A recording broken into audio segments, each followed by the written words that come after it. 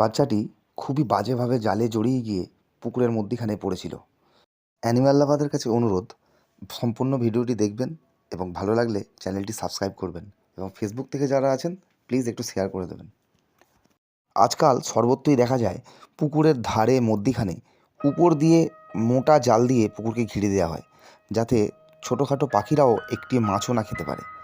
মাছ খাওয়ার অপরাধে পাখিদের বন্দি করার জন্য এইটা একটা ফাঁদ। দোষ না করাতেও দোষী হয়ে না জানি কত পাখি এই ফাঁদে জড়িয়ে গিয়ে ছটপট করে মারা যায়। আর আজকে এই বাচ্চাটি তার শিকার হয়েছে, যে কোনো দিন মাছই খেতে যায়নি, গিয়েছিল পুকুরে চান করতে। এই প্রচণ্ড গরম যেটা সহ্য করতে না পেরে পুকুরে সব প্রাণী চান করতে যায়, এও সেই কাজেই গিয়েছিল। পুকুরটি এমনই জায়গায় যেখানে কারোর চোখে পড়েনি, কিন্তু এই ভাইটি হঠাৎ করে এই পুকুরে চান করতে যাওয়ায় ওর চোখে দেখতে পায় এবং পুকুরের মধ্যিখান থেকে বাচ্চাটিকে জাল ধরে টেনে আনেন। কিন্তু কামড় খাওয়ার ভয়ে জালটা আর ছাড়ায়নি।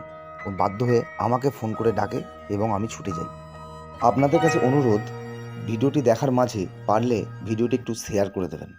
এই কারণেই শেয়ার করবেন যে আপনার বাড়ির পাশে বা আর দর্শকদের বাড়ির পাশে এরকম পুকুরের মধ্যিখানে জাল দেখতে পেলে যাতে অবশ্যই নিজেরা জালগুলো কেটে দেন, যাতে এই প্রাণীগুলোকে, অবলা প্রাণীগুলোকে জালে জড়িয়ে মরতে না হয়, অবলা পাখিগুলোকেও বিনা দোষে মরতে না হয়।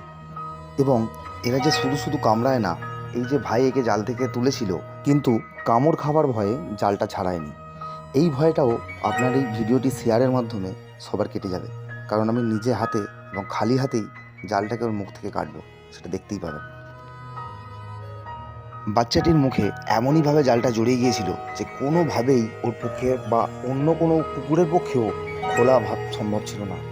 কারণ মুখ থেকে, নাক থেকে, গলা থেকে, কোমর থেকে, এমনকি পা পর্যন্ত একসাথে পুরো জড়িয়ে গিয়ে দাঁত, নাক বেরিয়ে গিয়েছিল।